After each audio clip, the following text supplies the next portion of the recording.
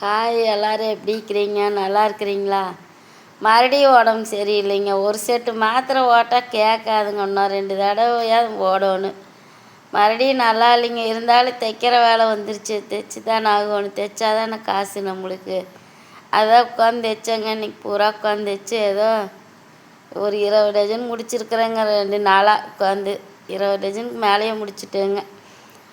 உட்காந்து தைப்பேங்க. தைச்சாதான் நீ வளையலுக்கெல்லாம் பணம் கொடுக்கணுமில்லங்க. அதுக்கெல்லாம் பணம் ரெடி பண்ணணுமில்ல. அதனால் உட்காந்து கடினமாக உழைச்சிட்ருக்குறேங்க. கடினமாக உழைக்கிறவங்களுக்கெல்லாம் காசு கம்மியாக தாங்க கிடைக்கிது. எப்படியெல்லாம் ஏமாற்றி சம்பாதிக்கணும்னு நினைக்கிறாங்களோ பார்த்தீங்கள்ல. அவங்க கை காசு ஓட்டு ரூம்பு ஓடணுன்னு எப்படி இருக்குதுன்னு அவங்களுக்கு வலிக்குது இல்லைங்க. அதுலேயும் வேறு காசு வேறு போட்டு வரேன்னு நம்பர் வேறு கேட்குறாங்க. என்னத்திங்க சொல்கிறது. நம்பரும் கொடுக்குறாங்க, போட்டுவிடுவாங்க காசு. அவங்களுக்கெல்லாம் எப்படி தான் காசு வருதுங்களோ. உண்மையாக சொல்கிறேங்க. நம்மளுக்கு வர்ற சம்பளத்தில் பத்தவே மாட்டேங்குதுங்க. எனக்கு இந்த கையில் வாங்கினா அந்த கையில் எல்லாம் அடுத்தவங்களுக்கு கொடுக்குறதா என்னமோ வாங்கணுமில்ல. அப்புறம் என்ன, கொடுத்து தானே ஆகணும். நம்ம நிலமையெல்லாம் இப்படி இருக்குதுங்க. கையிலையே காசு நிற்க மாட்டேங்க. என் கண்ணிலேயே சம்பளத்தை பார்க்கவே இல்லைங்க. இவங்க அப்பா அக்கௌண்ட்டுக்கு தான் அந்த அண்ணன் போட்டு விட்டாங்க. 2900 ரூபா வந்து தைச்சது பூரா. அது எவ்வளோ நாளாக உட்காந்து தைச்சிக்கிட்டு இருக்கிறேங்க. வந்தது. அப்புறம் இவங்க அப்பாவுக்கு குழுவுக்கு 1400 இவங்க அப்பா தான் கட்டினாங்க. அதை அப்படியே பிடிச்சிட்டு மிச்ச காசை வாங்கி நீ ஆஸ்திரி வேறு போகணுங்க. எனக்கு போயிட்டு வந்தால் சரியாக போயிடும். உட்காந்து கஷ்டப்பட்டு இடுப்புனோம் உட்காந்து தைக்கிறோம். ஆஸ்திரி கொண்டு போய் கொடுக்குறதா இருக்குது, குழுவுக்கு கட்டுறதா இருக்குதுங்க. நம்ம உழப்பெல்லாம் இப்படி போகுதுங்க. எப்போ தான் நம்ம உழப்பெல்லாம் மாறுவோங்க. என்னங்க, உடம்பு முடியலைன்னா கூட கஷ்டப்பட்டு உட்காந்து தைச்சிக்கிட்டு இருக்கிறோம். ஆனால் சில பேர் எப்படியெல்லாம் ஜாலியாக இருக்காங்க. எனக்கு ரொம்ப நாளாக டவுட்டுங்க. நான் அக்கம் பக்கத்தில் எல்லாத்தையும் மற்ற எல்லோரும் ஜாலியாக இருக்கிறாங்க. வீட்டு வேலையெல்லாம் செய்கிறாங்களா இல்லையான்னு தெரியலைங்க. வேலைக்கு போகாதவங்களும் சொல்கிறாங்க. வேலைக்கு போகிறவங்க வேலைக்கு போயிடுறாங்க. எனக்கு தெரிஞ்சு பார்த்து அவங்கெல்லாம் ஃப்ரீயாக ஜாலியாகவே இருக்கிறாங்க. ஆனால் என்னால் மட்டும் அப்படி இருக்கவே முடிய மாட்டேங்க. ஏன்னா பார்த்தா வீட்டில் வேலை தைக்கிறோம். அதில் வேறு மழை பெஞ்சதுன்னா முன்னாடி செடியும் முளைச்சி கிடக்குதுங்க கசகசன்னு. அதையும் சுத்தம் பண்ணலன்னு திட்டுறாங்க. நான் எத்தனை வேலைக்கு தாங்க நான் ஒருத்தையும் செய்யிட்டு அங்கே வேறு எல்லாம் சுத்தம் பண்ணணுங்க. இல்லைன்னா ஏதாவது பூச்சி இது வந்து வரத்துக்கோ தெரியாது நம்மளுக்கு. மல்லிகைப்பூ செடியும் இருக்குதுங்களா, அந்த வாசத்துக்கு வந்துருச்சுன்னா என்ன பண்ணுறதுன்னு இருக்குது. நான் ஒரே ஆள் தாங்க எல்லா வேலையும் செய்யணும். பாருங்கள், இங்கே வேலை செய்கிற ஜாமான் பூரா எடுத்து ஒரு வேலை இல்லாத அன்றைக்கெல்லாம் நான் சுத்தம் பண்ணி வைக்கிறேன். கசன்னு பண்ணி விட்றாங்க. இந்த இடமே பார்த்தா ஹாலில் பூரா வேலை செய்கிற ஜாமான் கீழே குட்டாக கிடக்குது. எனக்கே கஷ்டமாக தாங்க இருக்குது பார்க்குறதுக்கு. உனி நான் என்ன தாங்க பண்ண முடியும். வேலைக்கு போகிற பக்கம் மாங்காய் மரம் இருக்குதுன்னு ஓட்டு கீழே விழுகிற மாம்பழமெல்லாம் பொறுக்கிட்டு வராங்க. அது வேலைக்கே ஆகாதுங்க. அதை பொறுக்கி கொண்டாந்து கொடுத்து அதை தனியாக நான் கழுவி எடுத்து வச்சுருக்கிறேன். டெய்லி ஒன்று அழுகி போகிறது தூக்கி வீசிகிட்டு இருக்கிறேங்க. நம்மளுக்கு எப்படியெல்லாம் வேலை கொடுக்குறாங்க. கோதுமையை அப்படித்தான் கழிஞ்சு எப்போ கழிஞ்சதுங்க. கழிஞ்சு காய போட்டு எடுத்து புடச்சி வச்சுருக்கிறேன். அதை அரைச்சிட்டு வந்து தர மாட்டேங்கிறாங்க. மாவு அரைச்சிட்டு வரேங்க. அந்த குச்சி கிழங்கு அவ்வளோ அவசரப்படுத்தினாங்கன்னு கை வலிக்க உட்காந்து அரிஞ்சு எல்லாம் காய போட்டு எடுத்து ஒரு குண்டா நிறைய வச்சுருக்கிறேன். அதையும் மாவு அரைச்சிட்டு வந்து தர மாட்டேங்கிறாங்க. நம்ம என்ன தாங்க பண்ண முடியும் சொல்லுங்கள். வீட்டில் ஒருத்தர் ஒரு வேலை செய்கிறக்கு ஆள் கிடையாது. இதில் வந்தோடனே அங்கே அப்படி கிடக்குது இங்கே இப்படி கிடக்குதுன்னா நான் எத்தனை வேலையும் செய்யிட்டு முடியலைன்னா கூட என்னால் படுக்க முடியலைங்க. அப்பவும் எந்திரிச்சு வேலை செஞ்சு தான் ஆகணும். தண்ணியில் கை வச்சாலே குளிர் அடிக்குது. அந்த மாதிரிக்கு காற்று சரியான காற்றுங்க. காற்று உட்காந்துருக்கவே முடியல. வந்து காய்ச்சல் வந்ததுக்கு அது ஒரு மாதிரியாக இருக்குது நம்மளுக்கு. நம்ம இப்படி வேலை செய்கிறோம். ஆனால் எப்படி தான் ஜாலியாக இருக்கிறாங்கன்னு தெரியலைங்க.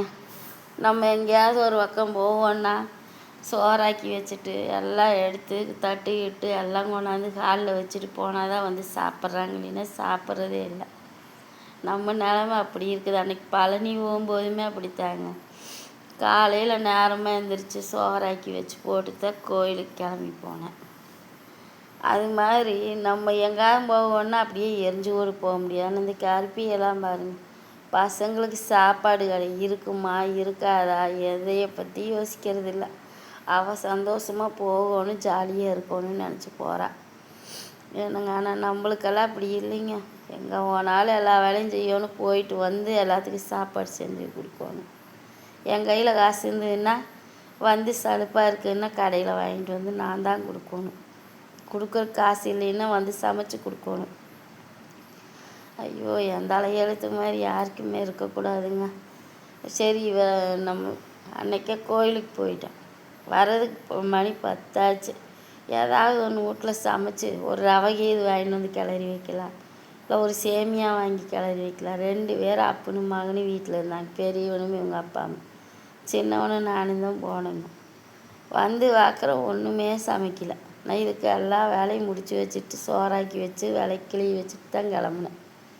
ஒரு 2 வெங்காயத்தை அரிஞ்சு தாளிக்கிறதுக்கு என்ன ஆகுதுங்க, அதை செய்யல. அப்புறம் நான் கோயிலுக்கு போயிட்டு வந்து மிச்சம் காசு இருந்தது, அதை வச்சு போய் சாப்பிட்றதுக்கு வாங்கிட்டு வந்து சாப்பிட்டேன். யார் எங்கள் அண்ணன் முதலமைச்சர் அண்ணன் போட்ட பணம் தாங்க 1000 ரூபா. அப்படியே செலவு பண்ணிட்டேன். கோயிலுக்கு போனது, பஸ்ஸுக்கு செலவு, அப்புறம் இங்கே வந்து எல்லாம் சாப்பாடுக்கு வாங்கி கொடுத்தா முடிஞ்சது காசு. அப்படி இருக்குதுங்க நம்ம நிலமையெல்லாம். ஆனால் இவங்கெல்லாம் ஜாலியாக இருக்கிறாங்க. எனக்கு வயிற்றெரிச்சலாக வருதுங்க. எப்படிங்க அப்படி ஜாலியாக இருக்கிறாங்க? வீட்லேயும் வேலையெல்லாம் ஷேர் பண்ணிக்குவாங்கன்னு நினைக்கிறேங்க. அக்கம் பக்கத்தில் சொல்கிறேன். அவங்க வீட்டில், ஆனால் வீட்டில் எல்லோரும் கொஞ்சம் வேலையை ஷேர் பண்ணிக்கிட்டாங்கன்னு சலுப்பு தெரியாதுங்க. இங்கே அப்படி இல்லைங்க. எல்லாத்துக்குமே தண்ணியிலேருந்து கொண்டு போய் கொடுக்கணும். கை கழுவுறதுக்கு தண்ணி தனியாக முடியலைங்க. என்னமோ எங்கள் அம்மா எனக்கு கொத்தடிமையாக இருக்க சொல்லி எழுதி கொடுத்துட்டு போயிருச்சாட்ருக்குதுங்க. அப்படி தாங்க இருக்குது என் வாழ்க்கை. ஏங்க, வீட்லேன்னு இருந்தால் ஒரு ஒத்தாசை வரணும்னு போலங்க. ஒரு மனுஷி எத்தனை வேலையை செய்வா அப்படின்னு நினைக்கணும் போல. இல்லையா, எல்லாம் வேலைக்கு போகிறாங்கள, ஆளுக்கு கொஞ்சம் பணம் கொடுத்தாங்க, நான் தைக்கிறதையாவது நிப்பாட்டிட்டு இவங்களுக்கு மட்டும் சேவை செஞ்சுக்கிட்டு இருப்பேன் இல்லைங்க. வீட்டு வேலை மட்டும் செஞ்சால் கூட எனக்கு தெரியாதுங்க. உக்காந்து தைக்கணும்.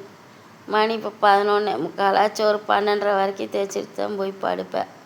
காலையிலையும் எந்திரிக்கணும். பையனுக்கு ஸ்கூல் முடிஞ்சது, கொஞ்சம் நேரம் வரைக்கும் தூங்கலான்னா முடிய மாட்டேங்குதுங்க. எந்திரிக்கலைன்னா வார்த்தை பேசுகிறாங்க. என்னங்க சொல்கிறது, இவங்களை பற்றி பேசுகிற அன்றைக்கி நம்ம வீடியோ பார்த்து தொலைஞ்சிட்றாங்க. மற்ற நேரத்துலலாம் பார்க்குறது இல்லைங்க. இவங்கள பேசினா மட்டும் இதுக்கு தலைப்பு கூட வைக்கிறதுக்கு எனக்கு டைப் பண்ணால் அதான் வருதுங்க. மைக்கில் சொன்னால் மைக்கே வரமாட்டேங்குது எனக்கு. அது தலைப்பே இல்லைனாலும் நான் இவங்கள பேசினா வீடியோ பார்த்து தொலைஞ்சிட்றாங்க. என்னை வந்து திட்டுறாங்க. என்னத்தைங்க பண்ணுறது? அதுக்கு கொடுப்பனை வேணுங்க. அந்த மனைவிங்கிற பொம்பளையும் அப்படித்தான், அதுவும் ஜாலியாக தான் இருக்குது. அதுக்கு தான் என்ன கவலை சொல்லுங்கள்? புருஷனை விட்டு கொடுத்துட்டு இன்னொருத்தவங்களோட ஜாலியாக பேசிக்கிட்டு நினச்சப்போ நினச்ச ட்ரெஸ்ஸை எடுக்கிறாங்க, நினச்சதை வாங்கி சாப்பிட்றாங்க. இப்படி எவ்வளவோ சந்தோஷமாக இருக்கிறாங்க. ஆனால் நம்மளால் முடியலையேன்னு வயிற்றெரிச்சலாக இருக்குதுங்க. எனக்கு பொறாமையாக இருக்குதுங்க. பார்ப்போங்க, என்னமோ நம்ம தலையெழுத்து. அம்மான்னு ஒருத்தவங்க இருந்தாங்கன்னா அது வேறு தாங்க. எங்கள் அம்மா இருக்கிற வரையில், எங்கள் அம்மா வீட்டுக்குன்னு நான் போயிட்டாலே போதுங்க, எங்கள் அம்மா என்னை தூங்கினா கூட எழுப்பாதுங்க. தண்ணி வந்துருச்சுன்னு வைங்க, பைப்பில் தண்ணி வந்து நேரமாக வருங்க. நல்ல தண்ணி எல்லாம் அங்கெல்லாம் மேட்டுப்பாளைய தண்ணின்னு நினைக்கிறேன், திருப்பூரில். இங்கே அத்திக்கடவு தண்ணி வரும் பல்லடத்தில் இருக்கும்போது. பையனுக்கு பரிட்சை லீவ் விட்டால் ஊருக்கு போவேங்க. போனால் ஒரு 4 நாளைக்கு இருந்தனாலும் சரி, தண்ணி நேரமாக வெடிக்கால நேரம் 4 மணி 5 மணிக்கு வரும். எல்லோரும் தண்ணி பிடிச்சிக்கிட்டு இருப்பாங்க. எங்கள் அப்பாவும் எங்கள் அம்மாவும் போய் சின்ன தோண்டியில் 2 பேரும் பிடிச்சி கொண்டாந்து ஊற்றுவாங்க. என்னை எழுப்பவே எழுப்பாதுங்க எங்கள் அம்மா. அந்த புள்ள அங்கேயே வேலை செஞ்சு ஓஞ்சி போய் வந்திருக்குது, தூங்கிட்டு போகுது அப்படின்னு சொல்லிட்டு பேசிக்கிட்டு இருப்பாங்க. அப்புறம் தண்ணியெல்லாம் பிடிச்சி வச்சுட்டு வந்து டீ வச்சு வரிக்கையோ இல்லை பன்னோ ஏதோ ஒன்று வாங்கிட்டு வந்துட்டு எழுப்பி அப்படியே எழுப்பிவிட்டு எந்திரிச்சு அங்கேயே உட்காந்து பல்லு கூட விளக்காமல் உட்காந்து டீயை குடிச்சிட்டு எந்திரிச்சு வருவேங்க. சாப்பாட்டுலேருந்து எல்லாம் எங்கள் அப்பா நேரமாக வேலைக்கு போனால் சோறு ரெடி பண்ணிடுங்க அம்மா. ஒரு 8:30 மணிக்கு போய் சாப்பாடு போட்டு வந்து கையில் கொடுக்குங்க. அதுதாங்க தாய். என்றைக்கே அந்த தாயை அந்த மண்ணிலேருந்து போயிடுச்சோ அன்னையோட எல்லாமே போச்சுங்க. ஒரு உடம்பு சரியில்லைனா கூட ஏன்னு கேட்குற கால் இல்லை. இவ்வளோ கஷ்டப்பட்டு வேலை செய்கிறேன்னு ஏதாவது மாத்திரை இது வேணுமா வாங்கிட்டு வந்து கொடுக்கட்டுமா? எங்கள் ஊர்லேருந்து எங்கள் வீட்டிலேருந்து பஸ் ஸ்டாண்டு போகணுங்க மாத்திரை வாங்கணுன்னா. தூரந்தாங்க. அவ்வளோ தூரம் நடந்து போயிட்டு வந்ததுக்கு மாத்திரையே இல்லாட்டி போயிட்டு போகுதுன்னு கம்முன்னு விட்டுருவேங்க நான். இவங்கெல்லாம் வண்டியில் போகிறாங்க வராங்க. என்ன பண்ணுது சரிம்மா சொல்லுவேன். மாத்திரை இன்னொரு செட்டு ஓட்டால் நல்லா இருக்கும்ப. காதுலையே வாங்கிக்க மாட்டாங்க. ஒரு மாத்திரை வாங்கி கொடுத்து இந்த போட்டுட்டு நல்லா உடம்பு ரெடி பண்ணிட்டு உட்காந்து வேலை செய்யுன்னு சொல்கிற கால் இல்லைங்க.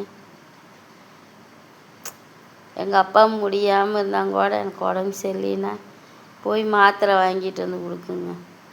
எங்கள் அப்பாவே முடியாமல் தான் வேலைக்கு போயிட்டு வரும் சலுப்பில். வந்ததுன்னா கூட உடம்பு சரியில்லைன்னு இது அங்கே போனப்போ நல்லா இல்லைன்னா எங்கள் அப்பா உடனே போய் வாங்கிட்டு வந்து கொடுக்குங்க. நடந்து தான் போகும். எங்கள் அப்பாவுக்கு சைக்கிளும் கூட ஓட்ட தெரியாதுங்க. வண்டி மட்டும்தான் வண்டிங்கிற போய் எதுவுமே ஓட்ட தெரியாது. எங்கே போனாலும் நடந்து தான் போவாங்க. எங்கள் அம்மாலாம் வண்டியிலையே போனது இல்லைங்க. மகராசி நடந்தே போய் சடைஞ்சிதுங்க. நடந்தே போகும் பஸ்ஸுக்கு எங்கே போகிறதுனாலும். மருமகனுக்கு கூப்பிட்டாலும் வண்டியில் உட்காந்துட்டு போகாது எங்கள் அம்மா. என்னங்க எங்கள் அக்கா வீட்டுக்காரும் அங்கே தான் இருந்தாங்க. அவங்க கூப்பிட்டாலும் போகாது, எங்கள் வீட்டுக்காரோடையும் போகாதுங்க. என் பையன் கூப்பிட்டு போவேன்னா எங்கள் பையங்கூட வண்டியில் உட்காந்துட்டு போயிருக்குதுங்க ஒரே ஒரு தடவை. இல்லைன்னா எங்கே போனாலும் நடந்து பஸ்ஸுக்கே வச்சு விட்றக்கு எங்கள் பையன்கிட்ட பாட்டி கொண்டு பஸ்ஸில் வச்சு விட்டு வாடா அப்படின்னு சொன்னோம்னா பஸ்ஸுக்கு போகிறதுக்கு இல்லை நான் நடந்தே போகிறேன் அப்படிங்க. அப்புறம் நான் எங்கள் அம்மா தனியாக நடந்து போவேன்னு போட்டு நானும் கூடயே நடந்து போய் எங்கள் அம்மாவை பஸ்ஸில் வச்சு விட்டு வீட்டுக்கு வருவேன். அப்படி இருந்துங்க நான் எங்கே போனாலும் நடந்து போனால் கூட எனக்காக போய் வாங்கிட்டு வந்து கொடுப்பாங்க. இங்கே நம்ம சொல்லி ஒன்று வாங்கோன்னா என்னத்தைங்க சொல்கிறது. ஏதோ எனக்கு இந்த 1000 ரூபா பணம் வந்த முடி எனக்கு நிம்மதியாக இருக்குதுங்க. அப்பவுமே சொல்கிறேன், முன்னாள் முதலமைச்சருக்குமே சொல்கிறேன், நன்றி தான் சொல்லுவேன். அப்பவும் அவங்க பணம் போட்டோன்னையுமே எனக்கு என்னோடய தேவைகளுக்கெல்லாம் எனக்கு கையில் காசு இருக்குதுங்க.